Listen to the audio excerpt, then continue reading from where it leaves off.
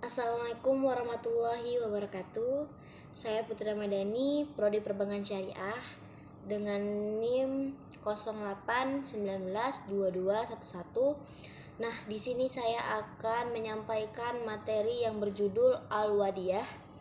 Sebelum melanjutkan materi, pertama-tama yang saya hormati Bapak Dr. Khairul Mufti Rambe, SHI, MHI. Untuk mempersingkat waktu, saya akan membawakan materi saya yang berisi Al-Wadiyah.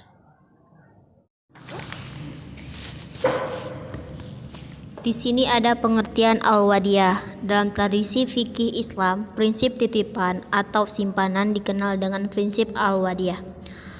Al-Wadiyah dapat diartikan sebagai titipan murni dari pihak satu pihak ke lainnya, baik individu maupun badan hukum, yang harus dijaga dan dikembalikan kapan saja bila penitipan dikehendaki. Secara etimologi atau wadiyah berarti titipan murni atau amanah.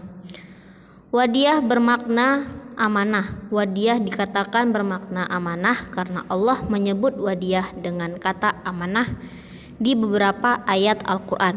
Sedangkan secara terminologi ada beberapa pendapat dari para ulama, diantaranya yaitu ada Hanafiyah, Malikiyah, Syafi'iyah, Wanabilah, ulama fiqh kontemporer. Dan berikutnya di sini dijelaskan Hanafiyah itu adalah suatu amanah yang ditinggalkan untuk dipemeliharakan kepada orang. Dan di sini juga ada Malikiyah, yaitu suatu harta yang diwakilkan kepada orang lain untuk dipeliharakan. Dan ada juga Syafi'iyah, yang artinya yaitu sesuatu harta benda yang disimpan di tempat orang lain untuk dipeliharakan.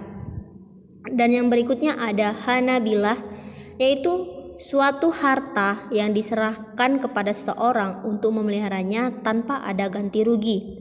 Dan yang terakhir ada ulama fiqh kontemporer, yang artinya adalah titipan murni dari suatu pihak ke pihak lain, baik individu maupun badan hukum, yang harus dijaga dan dikembalikan kapan saja.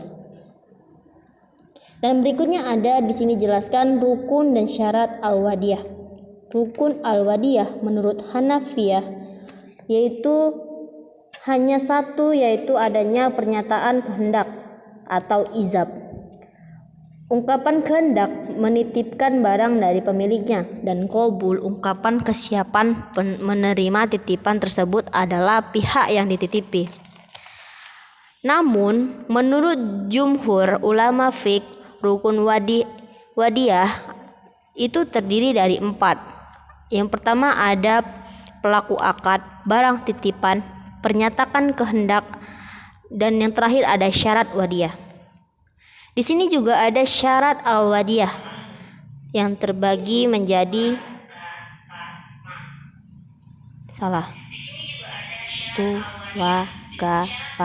ma.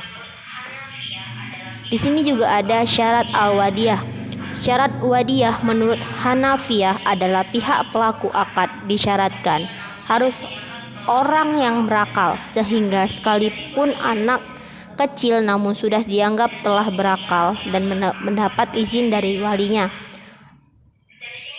dan itu dia dianggap akad wadiyahnya dianggap sah. Dan di sini juga di Al-Wadiyah ada juga hukumnya. Hukum wadiyah yaitu adalah akad disyariatkan atau masyru' menurut kesepakatan para ulama. Menurut ulama Hanafiyah, Syafi'iyah, dan Hanabiyah hukumnya adalah mustahab atau sunnah. Di sini juga ada hukum menerima wadiyah. Ada 4. Yang pertama wajib, jika tidak ada orang lain yang dapat menjaga harta selain dia. Dan yang kedua ada mushab atau sunnah, jika ada lebih dari 1 orang yang dapat menjaga harta. Yang ketiga haram, jika orang yang dititipkan sadar dia tidak amanah atau tidak mampu menjaga barang titipan. Yang terakhir ada makruh, Jika orang yang dititipkan ragu-ragu apakah dia amanah atau ragu-ragu apakah dia mampu menjaga barang titipan tersebut. Dan di sini juga ada beberapa hukum wadiyah. Apakah pihak yang dititipkan barang wadi'i wajib menjamin jika barang titipan mengalami kerusakan? Hukum asalnya pihak wadi'i tidak menjamin atau dama atas kerusakan barang yang dititipkan kepadanya, kecuali jika wadi'i telah berkhianat melalui pembuktian yang syar'i seperti kesaksian dan lain-lain. Dan berikutnya ada, bolehkah pihak yang dititipkan barang wadi'i memanfaatkan barang titipan? Dilihat barangnya, boleh jika barangnya memang mengharuskan pemanfaatan demi pemeliharaannya, yakni barang titipan justru akan rusak jika didiamkan. Dan selanjutnya ada, bagaimana jika barang titipan perlu biaya? Siapa yang menanggung biayanya? Fuqaha sepakat bahwa pihak wadi'i atau yang dititipi jika mampu berkewajiban menanggung biayanya yang diperlukan barang titipan. Dan yang terakhir ada, menyimpan uang di bank. Apakah dapat disebut akad wadiyah? Simpanan yang di bank bukan wadiyah tetapi qard. Dan di sini juga ada cara menjaga harta al-wadiyah, yaitu adapun bagi seseorang yang merasa tidak mampu dalam penjagaan, maka dilarang untuk menerimanya, terlebih bila ia akan merusak atau menghilangkannya, dan bisa menjadi wajib untuk menerima titipan dari saudaranya bila memang tidak ada yang akan menjaganya, sedangkan ia merasa mampu untuk menjaganya.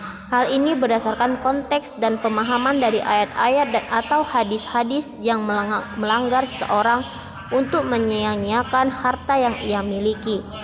Transaksi wadiyah ini merupakan akad yang bersifat jais atau boleh dari dua belah pihak. Masing-masing di antara keduanya berhak untuk membatalkan akad yang berlangsung kapanpun juga. Dan akad ini secara otomatis terputus bila salah satu dari keduanya meninggal atau hilang akal karena gila atau sakit. Nah, bagi seseorang yang menerima titipan atau amanah ini wajib untuk menjaganya seperti memilikinya sendiri.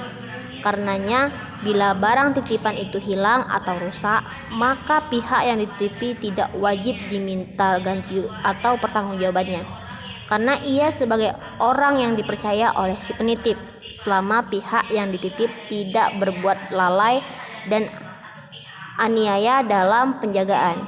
Bila terjadinya kelalaian dan perubahan aniaya, maka wajib bagi yang dititipi untuk menggantinya dan bertanggung jawab dengan barang tersebut, karena ia telah merusak harta dan barang atau barang dan orang lain. Oleh karena itu, wajib bagi seorang yang